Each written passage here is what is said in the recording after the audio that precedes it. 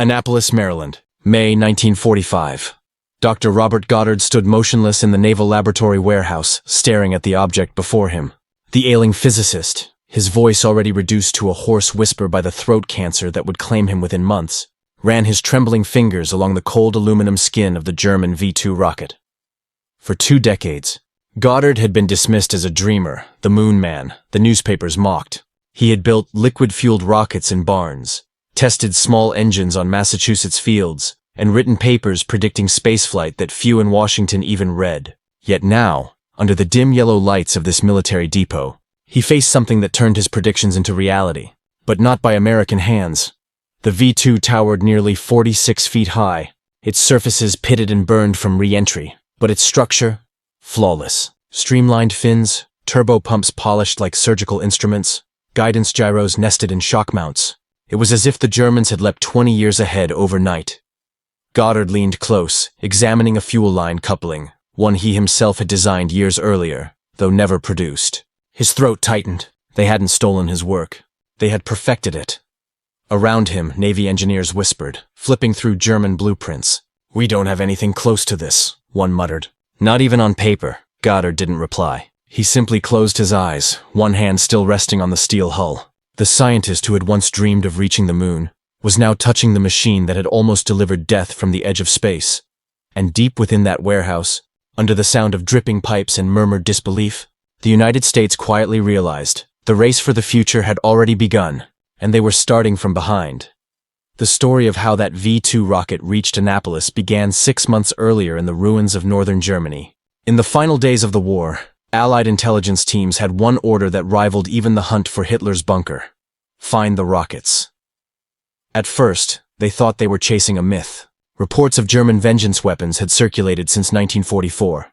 Mysterious contrails rising from Peenemünde, explosions in London that came with no warning, no engine sound, no defense possible. To the public, the V-2 was a terror weapon. To scientists, it was proof of something terrifyingly advanced. In April 1945, a small U.S. Army ordnance team led by Major Robert Staver followed rumors to a small town near Nordhausen, deep in the Harz Mountains. What they found beneath the hills made hardened soldiers stand silent. A tunnel complex stretching for miles, the Mittelwerk filled with rows of V-2 rockets, hundreds of engines, guidance gyros, and thousands of pages of design notes. The stench of oil, cordite, and death lingered. Slave laborers from the Dora Mittelbau concentration camp had built these rockets underground, thousands dying in the process. It was a place of both genius and horror, and to American intelligence, it was priceless. As soldiers documented every crate and drawing, word came from the Soviets. Their armored divisions were advancing fast, and Nordhausen lay in their designated occupation zone. Staver's orders were immediate: get everything out before the Russians arrive. What followed was a desperate race against time. Flatbed trucks rolled out of the tunnels day and night, loaded with engines, fuel pumps, and the sleek fuselages of half-assembled rockets. By May, the Americans had extracted over 100 tons of components, much of it destined for a secret program under Operation Paperclip, a name few outside the War Department would hear for years. One of those trucks carried the V-2 that now sat in Annapolis. It had been almost entirely intact, its frame damaged but recoverable, its engine complete. Engineers carefully reassembled it inside a Navy hangar, piece by piece, under the watchful eyes of men who could hardly believe what they were touching. "This isn't a weapon," one technician whispered. "It's a spacecraft." Dr. Goddard, summoned quietly by military contacts, arrived soon after. He'd spent years ignored by those same officials who now urgently needed him to explain the enemy's creation. As he circled the rocket, his hand brushed over a section labeled A4 Aggregate. The V-2 wasn't just a single rocket. It was the fourth in a series, the result of a program that had begun in the early 1930s, when most American engineers still viewed rockets as fantasy. Germany had invested millions, hired hundreds of scientists, and built entire facilities dedicated solely to propulsion, guidance, and re-entry testing. By contrast, the U.S. had Goddard, a few assistants, and a wind-blown test field in New Mexico. That realization hit the American delegation harder than any artillery barrage. For the first time, they understood that German technology wasn't just clever engineering, it was organized national science. Every bolt and wire in that V-2 told a story of a country that had poured its intellect into destruction. Standing in that hangar, Robert Goddard knew what it meant. Germany had lost the war. but in the science of the future, in the realm of rocketry and the coming age of flight beyond the Earth. They had already won the first round. The next morning, sunlight filtered through the high windows of the naval laboratory as engineers gathered around the reassembled V-2. It stood over 46 feet tall, its sleek fuselage painted in alternating bands of black and white for optical tracking. Beneath its skin lay a network of pipes, pumps, and valves unlike anything the Americans had ever seen.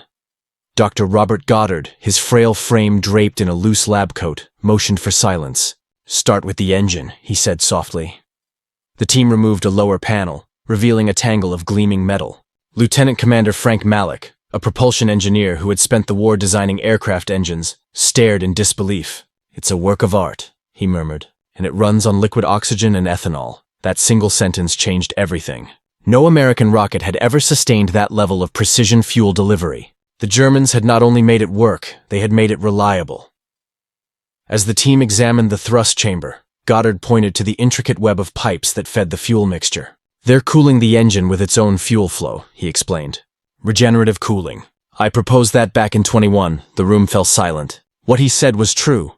In 1921, Goddard had filed a patent describing the exact concept now used in the V-2. But while his work had been dismissed as impractical, the Germans had turned theory into hardware, refining, scaling, and perfecting it. They found gyroscopes mounted in precision brackets, each balanced so finely that a single breath could make them spin. They discovered servo motors connected to aerodynamic vanes that controlled the rocket's steering, not manually, but automatically. The V-2 didn't need a pilot. It was the world's first guided ballistic missile. Malick leaned closer to the guidance unit, tracing the wiring. "This isn't aircraft tech. It's something else.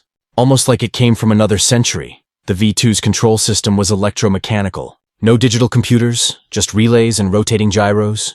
Yet it could guide the rocket more than 200 miles with terrifying precision. The team realized the Germans had created not only new engines, but an entirely new language of engineering. As they cataloged each subsystem, an uncomfortable truth took hold. America wasn't merely behind in rocketry, it was decades behind. The discovery drew the attention of the highest levels of the U.S. military. Naval intelligence officers arrived within days, securing the site and restricting access to only those with clearance. The public would hear nothing. Officially, the V-2 didn't exist. But for the engineers inside that hangar, the implications were impossible to ignore. If Germany could build a weapon that traveled faster than sound and struck targets 200 miles away, what could the same principles do in peace? "Gentlemen," Goddard rasped, breaking the heavy silence, "you're not looking at a weapon. You're looking at the first step to the moon." One of the younger engineers chuckled nervously, thinking he was joking. But Goddard's eyes didn't waver. That afternoon he scribbled notes feverishly, his handwriting unsteady. He knew his time was short. His cancer had advanced, and every word he wrote might be his last contribution to the field he had dreamed of since childhood. As night fell, he paused, staring at the V-2's towering silhouette against the warehouse lights. The enemy had built it to deliver destruction. Yet in its design he saw humanity's destiny. In that moment, Dr. Robert Goddard understood the irony that would define the next century. Mankind's greatest step toward the stars had been born from mankind's darkest hour. By late summer 1945, the race to unlock Germany's rocket secrets had turned into an international scramble. British, American, and Soviet intelligence teams were converging on the ruins of Peenemünde, Nordhausen, and Mittelwerk, places that only months earlier had been at the heart of Hitler's rocket program. Now, under the rubble of collapsed factories and bunkers, they sought the same thing: pieces of the V-2, the scientists who built it, and the blueprints that explained how. For the Americans, it was codenamed Operation Paperclip. For the British, it became Operation Backfire, a plan to rebuild, test, and fire captured German V-2 rockets on British soil to understand how they worked. At a remote test range near Cuxhaven, engineers in British uniforms worked side by side with captured German technicians. Many of the Germans wore the expressionless calm of men who knew their knowledge was priceless. Among them was Major General Walter Dornberger, the program's military commander, and a brilliant but aloof engineer named Werner von Braun, the man who had designed the V-2's propulsion and guidance systems. On October 2, 1945, as the Atlantic wind whipped across the range, a rebuilt V-2 stood poised for launch. Painted in the same black and white test pattern Goddard had seen months earlier, cameras were set up along the dunes, Observers from the Royal Navy, U.S. Army, and even a handful of Soviet officers stood behind sandbags, watching. "Range clear," the officer shouted.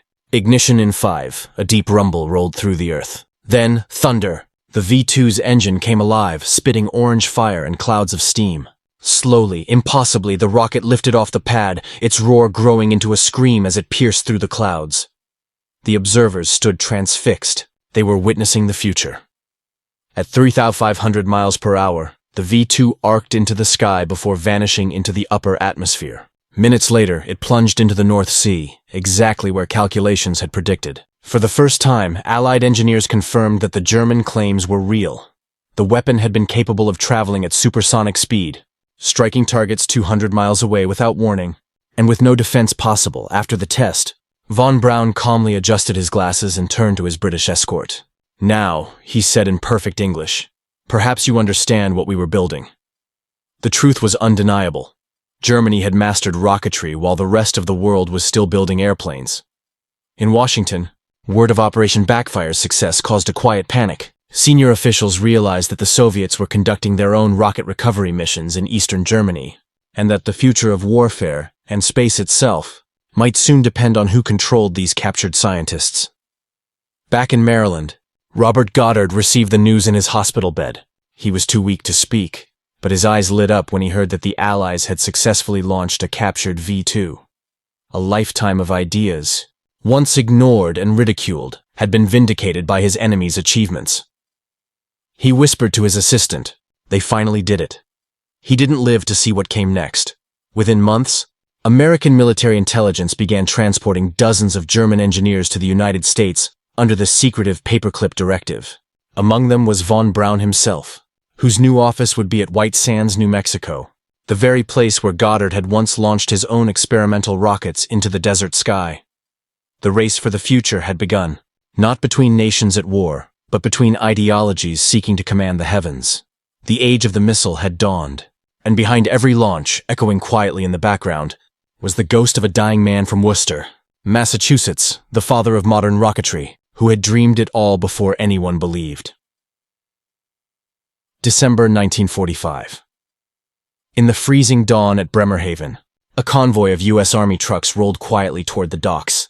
Each was covered in tarps, guarded by MPs who carried no insignia. Their cargo was not ammunition or food. It was the future of American science. Inside the wooden crates lay disassembled V-2 rocket parts, fuel pumps, gyroscopes, turbopumps, and the graphite vanes that had once steered supersonic death toward London. Nearby, another group of special passengers waited. The captured engineers of Peenemünde, handpicked by American intelligence under Operation Paperclip. Among them stood Werner von Braun, his arm still in a cast from a wartime accident. He stared at the horizon as a transport ship loomed out of the fog, its hull number stenciled in white. "So," he murmured to his colleague Arthur Rudolph, "we begin again." The voyage to America was conducted in total secrecy. Their destination, Fort Bliss, Texas, and later White Sands, proving ground in New Mexico. The official paperwork described the Germans as technical specialists assisting in ordnance evaluation. The reality was far more ambitious. America wasn't merely studying the V-2, it was preparing to build upon it. When the crates were finally unpacked inside the desert laboratories, the American engineers stood speechless.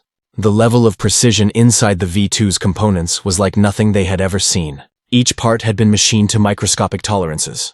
The gyroscopes, designed to keep the rocket stable during flight, rotated with a smoothness that felt almost alien. One young engineer, Lieutenant James O'Neill, later recalled, "We couldn't believe the Germans built this in wartime conditions. They were a decade ahead, maybe more."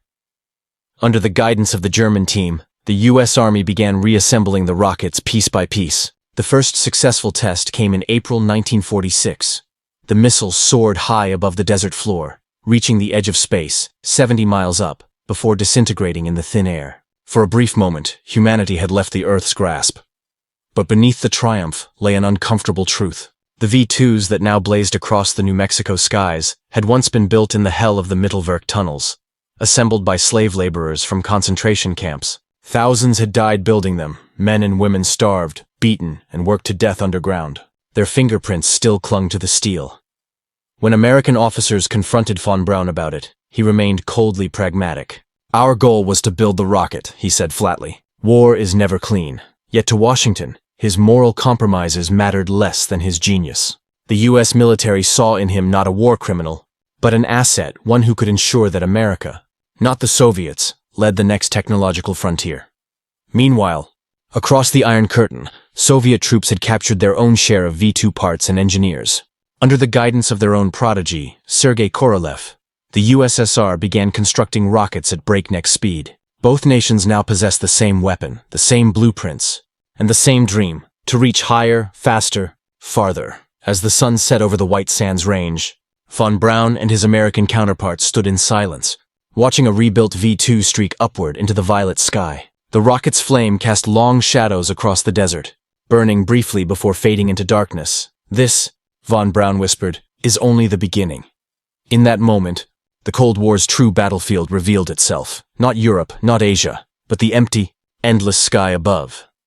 The United States had inherited Germany's technology, but it had also inherited its moral burden, and as the stars flickered overhead, the line between scientist and soldier blurred forever.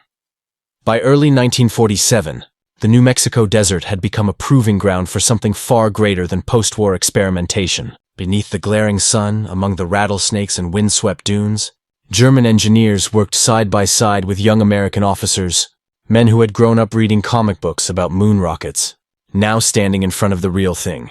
Each launch drew a small crowd of officers, scientists and soldiers who gathered behind sandbag walls, clutching binoculars and clipboards. The countdowns were announced over loudspeakers in English, but the technical chatter before liftoff was unmistakably German. The U.S. Army was learning, rapidly, but the knowledge had been born in Peenemünde. One morning, a group of American engineers gathered around a V-2 that had been modified with new telemetry equipment. Dr. Kurt de Boos, one of von Braun's trusted lieutenants, explained the innovations with brisk efficiency. "We can measure altitude, thrust, and internal pressure now," he said, tapping the rocket's smooth skin. "Every failure teaches us more than success." That philosophy became the new creed of American rocketry. Each test that exploded midair or buried itself in sand was studied with obsessive precision. The failures didn't discourage them. They fueled the hunger to push further. And at the center of it all stood Werner von Braun, calm, patient, confident. The U.S. officers nicknamed him the Professor. But there were whispers, dark, uneasy whispers. Some of the German scientists had been members of the Nazi Party. Others had worked directly under the SS. Their records had been quietly altered by U.S. intelligence to erase incriminating details. Officially, these men were now American collaborators. Unofficially, they were the spoils of a moral gray war. When a journalist visiting White Sands asked von Braun about his wartime service, he deflected politely. "My work has always been about the future," he said, smiling faintly. "Politics is for others." That future was moving fast. In September 1947, a V-2 carrying a captured camera soared above 100 kilometers, the edge of space. The photos it returned were breathtaking. A curved Earth, wrapped in thin atmosphere and endless black beyond. It was the first image ever taken from space. Humanity had seen its own planet from above. Dr. Goddard's widow Esther later said she wept when she saw those photos. "Robert dreamed of this," she told a reporter. "He just didn't live to see it." But America wasn't alone in chasing the dream. Across the world, deep in a Soviet military compound outside Moscow, another team of scientists, led by Sergei Korolev, had begun building their own missiles using scavenged V-2 parts. Both sides were learning from the same teacher, Germany, but each sought to outpace the other. In Washington, military planners began to understand what this meant. The next war wouldn't be won with tanks or battleships. It would be fought through the skies, from continent to continent, across oceans in minutes. The Pentagon quietly poured millions into what it now called long-range ballistic research. The Army wanted weapons that could strike Moscow. The Navy wanted rockets that could carry satellites. The Air Force wanted reusable planes that could touch the edge of space. And behind every drawing, every calculation, and every launch tower stood the legacy of one machine, the V-2. Each fiery trail over the desert was a ghost of Peenemünde, reawakened under a new flag. By the end of 1947, von Braun's team had overseen more than 60 launches. Some had shattered on takeoff. Others had vanished into the horizon. But one flight in December reached 114 miles, higher than any man-made object had ever gone. As it fell back to Earth, burning through the atmosphere, von Braun turned to his American counterpart and said quietly, Someday, we will not send rockets to fall, but to never come back. It was both prophecy and warning. The United States had taken the first steps into space. But somewhere in the back of every scientist's mind lingered a haunting question. Had they built a bridge to the stars or to destruction? White Sands Proving Ground, New Mexico, March 1948. The desert wind howled across the empty test range as a convoy of trucks carried another V-2 toward the launch pad. Dust billowed behind the vehicles, coating the rocket's dull aluminum skin in a thin film of tan powder. To anyone watching from afar, it was just another test, another fire in the sky. But to those who worked here, this launch was different. The order had come directly from Washington. Maximum altitude, maximum payload. Inside the nearby control bunker, American officers leaned over consoles while German engineers murmured to one another in clipped technical phrases. At the center of it all stood Wernher von Braun, his gaze fixed on the countdown clock. He looked calm, but those who knew him could see the tension in his jaw. The rocket roared to life, white flame erupting from its base, shaking the earth beneath the bunker. Within seconds, the V-2 was a silver needle piercing the sky, trailing a brilliant plume that stretched miles high. Instruments rattled, dust fell from the ceiling, and for a brief, terrifying moment, everyone forgot to breathe. Then silence. The rocket vanished into the stratosphere. For almost 4 minutes, no one spoke. The radio crackled, the telemetry screen flickered, and then a voice came through. Impact confirmed. Altitude, 117 miles. Cheers erupted. Hands slammed against tables. Someone laughed, someone cried. It was the highest man-made flight in history again. But behind the celebration, a deeper truth was beginning to take shape. That same week, a small group of U.S. intelligence officers arrived at White Sands, carrying sealed folders marked Top Secret. They weren't engineers or scientists. They were analysts from the newly formed Air Technical Intelligence Center. Their mission wasn't to watch the launches. It was to collect what wasn't supposed to exist. Over the next months, those men quietly gathered documents from von Braun's team. They photographed notebooks written in German, pages filled with diagrams of winged rockets, piloted missiles, and massive boosters capable of reaching the moon. The reports shocked Washington. The V-2 was only the beginning. Peenemünde had been working on something far more advanced before the war ended. Among the captured blueprints was one project name written in code, A9A10. It described a 2-stage rocket capable of crossing the Atlantic, a space weapon decades ahead of its time. General Holger Toftoy, head of the U.S. Rocket Development Division, read the document and set it down slowly. If they had built this, he said, London wouldn't have been the target. New York would have been. That revelation sent a chill through every room in the Pentagon. Soon after, the American engineers began modifying the designs, under the guise of scientific research. They built prototypes of guidance systems, gyroscopes, and engines using German schematics. What began as curiosity was quickly becoming something else, the foundation of intercontinental warfare. But not everyone approved. Dr. James Van Allen, a young physicist who had joined the V-2 test team, wrote in his notes, "We are learning from genius, but it's genius forged in horror." He knew what Peenemünde had cost. Thousands of forced laborers had died building the rockets in underground tunnels. Each successful launch carried their silent legacy. As the rockets reached higher, that moral weight grew heavier.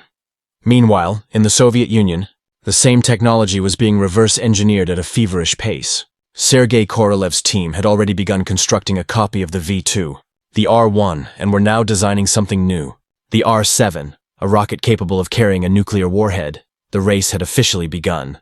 Not just for science, for survival.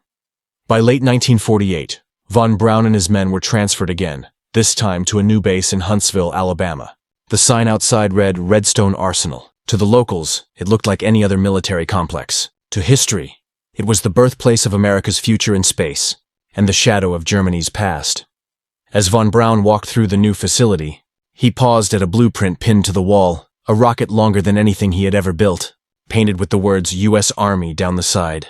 He smiled faintly, turned to his American counterpart and said, "Now, let's see how far we can really go." And with that, the Cold War's deadliest dream began to take shape, one launch pad at a time. Huntsville, Alabama, 1950. The morning sun hung low over the Redstone Arsenal, casting long shadows across the tarmac where a line of V-2 rockets stood like silent sentinels.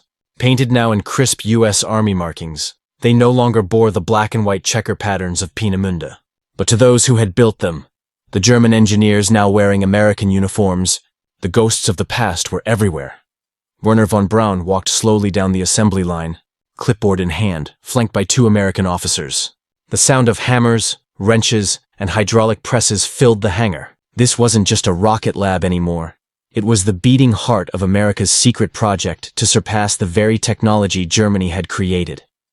One of the officers, Major James Hamill, broke the silence. "So this is what wins wars now?" Von Braun didn't look up. "No, Major. This is what makes sure the next one never starts." But even as he said it, his expression darkened. He knew what these rockets would become. Every advancement, every breakthrough, all of it came from lessons learned in a war that had nearly destroyed the world. That afternoon, a test was scheduled. The Americans had re-engineered the V-2 design into something they called Redstone. Longer range, better guidance, and capable of carrying a heavier payload. It was the direct descendant of Peenemunde's legacy, the same bones, new blood. As the countdown began, von Braun stood behind the safety glass, his reflection shimmering against the rising dust. The rocket ignited with a thunderous roar, lifting from the launch pad on a column of white fire. Engineers cheered as it climbed higher and higher until it disappeared into the clouds. Minutes later, the radio operator shouted, "Telemetry holding! Stage complete! Impact on target!" Applause erupted. The Americans had just launched their first true ballistic missile. But amid the celebration, von Braun stayed silent. His assistant, Kurt de Boos, turned to him. "You should be proud, Herr Doctor." Von Braun nodded faintly. "Yes, but I wonder who will be watching us now."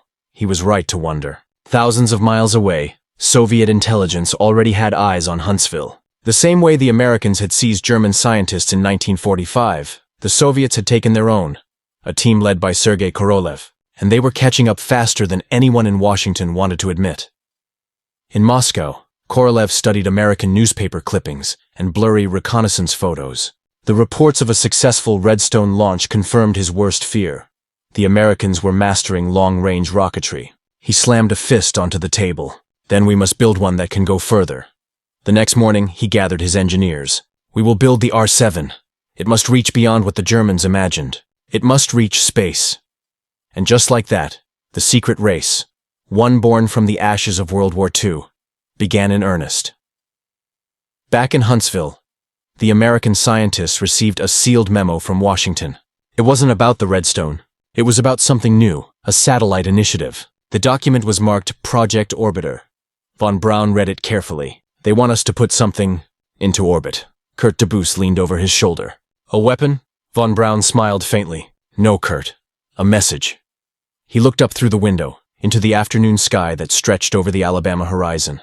It was clear, endless, and full of promise. "The first nation to reach space," he said softly, "will own the future." Outside, the last echoes of the rocket test faded into the desert air. The men began packing up equipment, unaware that they were standing at the dawn of a new kind of war. One not fought with tanks or planes, but with fire and silence above the clouds. In that moment, between triumph and tension, between pride and guilt, Werner von Braun realized something profound. The Germans had built the first rockets. The Americans would build the next ones. But space would belong to whoever dared to dream without looking back. And so, under the black sky of the Alabama night, Project Orbiter began, quietly, ambitiously, and irrevocably. The next chapter of humanity's most dangerous race. Huntsville, Alabama, 1955. The wind outside the Redstone arsenal carried the faint scent of oil, metal, and pine. Inside the high bay assembly building, technicians worked under buzzing lights, piecing together the future, bolt by bolt. The Redstone missile had proven itself reliable, and the Army Ballistic Missile Agency now hummed with purpose. Yet, beneath the routine of blueprints and engine tests, something extraordinary was taking shape.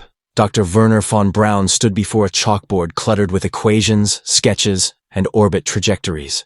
Around him, American engineers, some barely out of college, listened intently as he described something no one in the room had ever attempted. "We no longer think in terms of miles," von Braun said, his accent sharp but steady. "We must think in orbits. We must think in escape velocity." He drew a circle representing Earth, then an arc beyond its reach. "The V-2 showed us how to reach the edge of the atmosphere. Redstone taught us precision. Now, gentlemen, we go higher." In the back, a young engineer raised his hand. Doctor, the government still sees this as military work. Missiles, not satellites, Von Braun paused. That's the difference between a soldier and a scientist. The soldier wants victory. The scientist wants to understand. It wasn't just ambition driving him. It was redemption. The same man whose technology had once rained destruction over London now wanted to launch a symbol of peace into the stars. But politics were closing in fast. Washington had begun to see space as the next battlefield. Meanwhile, half a world away, in the frozen plains outside Tyuratam, Kazakhstan, Sergei Korolev's team was assembling their own behemoth, the R-7 Semyorka, a two-stage missile with the potential to cross continents. Unlike von Braun, Korolev didn't need permission for dreams. The Soviet government had already made the decision for him. Beat the Americans, no matter the cost. As 1956 approached, tension grew. Both nations were building rockets born from the same German foundations, each iteration more powerful than the last. But neither side could admit the uncomfortable truth that their entire space race was fueled by the wreckage of Nazi science. Back in Alabama, von Braun's team received devastating news. Project Orbiter is cancelled. The room fell silent. Someone dropped a wrench. Another muttered, "The Navy's taking it over?" "Yes," von Braun replied bitterly. "They call it Project Vanguard.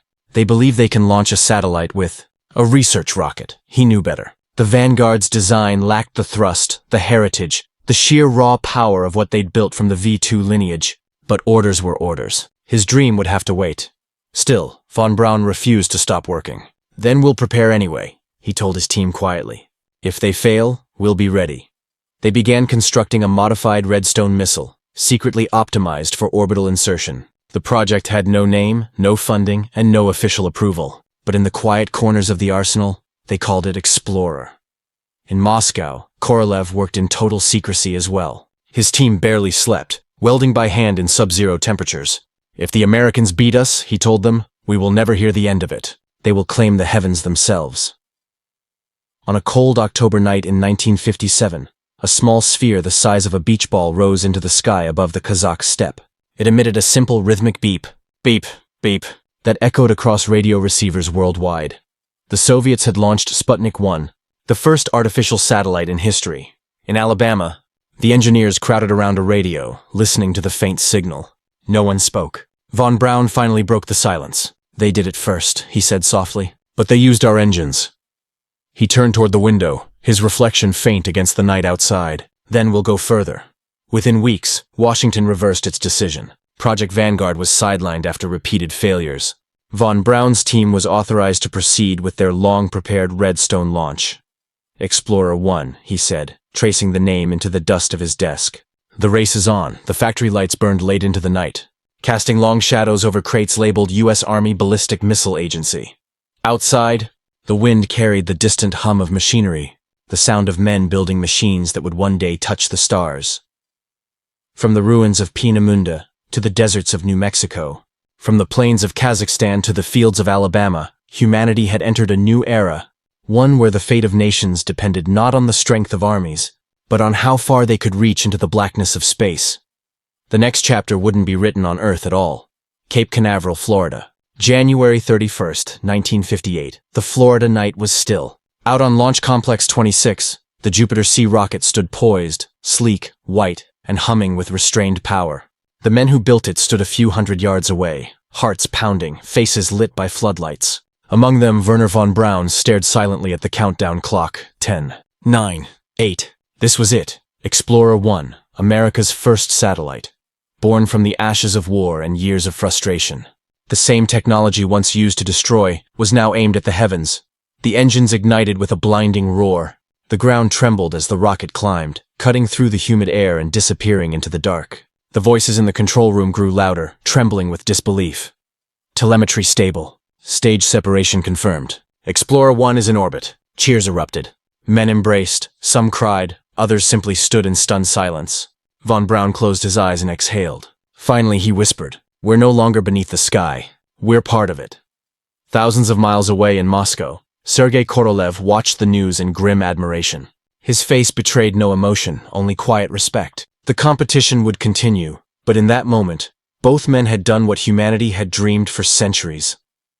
Back in Annapolis, the old Navy warehouse still stood, empty, silent.